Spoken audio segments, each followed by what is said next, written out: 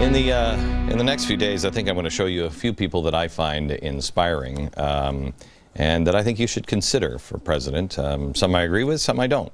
Herman Cain is one of them, and the things that I have heard come out of your mouth, I agree with. I want to we were just talking in the break that I asked if you believe that our allies have changed, that this president is changing the very landscape of who are allies. Great Britain. Yes. Does he consider them an ally, really? I don't think so. He sent back the bus. Bust, yeah. Okay. Israel? Absolutely not. He threw them under the bus. It's amazing, isn't it? It is. If Israel were attacked, do you think we would defend them? Not with this president. Not with this president. And I have gone on the record to say that if I'm president of the United States of America, if Israel is attacked, you have attacked the United States of America. That's how strongly I feel about building the relationship. Why do you feel strongly? I feel strongly about it because Israel has been our most consistent ally and friend in that part of the world. We have shared values in terms of human rights. We have shared values in terms of religious beliefs. We have so much in common with Israel, and they have really stood courageously in that part of the world, surrounded by their enemies. And oh, by the way, speaking of courage, you're going to be doing Restoring Courage in Israel. I'm going to be there with you. You're going to come? Yes, I'm coming. Yes. Look, Herman Cain, what a man. Yeah, I'm going to be there. Look, I love the fact that you're going to do Restoring Courage in Israel, which has been one of the most courageous nations on the planet. Yeah. We need some courage back here at home. Do you think people understand that? Do you agree that Israel is a keystone? Yes, yes. And you pull that out in the West collapse? Collapse. Okay. Because then all of the attention, instead of being on trying to destroy Israel and, you know, rattling the sabers and this all, then they're going to redirect all of that hate. Right. They're going to redirect all that hate. You were a Fed president of the Fed, chairman of the Fed. Yes. In which one? Kansas City. Kansas City. Yes. Which I'm really kind of dicey about, and I want to talk to you about that later. Right. So you can read the tea leaves and see what's going on around the world. Yes. Europe about to fall? Economically? Yes. It's getting weaker. The only question is how fast would it fall? Okay. Started with Greece. Mm-hmm. Now you got other problems in some of the other countries. And what's going to happen is it's going to depend upon how they choose to deal with the problem.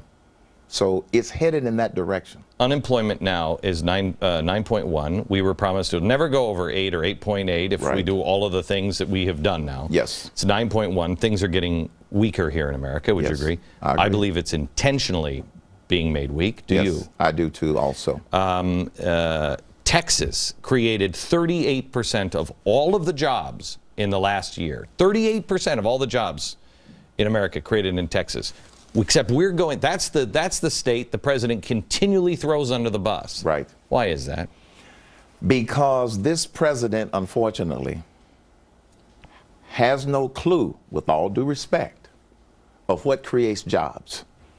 Right to work states, lower taxes, lower regulations, no government mandates. Texas has one of the most business-friendly environments in this country. You know, one of the best things about Texas is it tells its state government to go home, come back every other year. Now, that I was about to say, that's another reason Texas is doing so well. Exactly right. They meet once every 2 years, and then they go home. They get out of Dodge. And people would say here that in America, you can't do that. They'd say, well, what are they going to do? I don't know. Texas is getting it done. They are getting it done. And a lot of other states, you know, in Georgia, where I reside now, they meet once a year, but it's for a limited amount of time, and then they go home. I think that we probably need to do that in Washington, D.C. I think President Obama is actually working on that plan to send Congress home. They're almost irrelevant as it is. But it's one of the most business. It's not rocket science, Glenn. Yeah, I know. The reason that my message has been resonating with people because I've been talking about common sense solutions, and that's what's resonating with people. It's common sense. If you create business-friendly environments, like we need to do for this entire country, this is why the economic approach that I have been talking about, you know, talking to people around the country, lower top corporate tax rates, lower the individual tax rates, make it 25% maximum. That happens to coincide with what's in Ryan's plan, but we didn't corroborate on it. It just makes sense. Suspend taxes on repatriated foreign profits. Take capital gains taxes to zero. Zero. Don't compromise somewhere in the middle. We need it at zero, and here's why. This economy is not going to come out of this stale level that we are, this stagnant, anemic growth, in the next year and 6 months.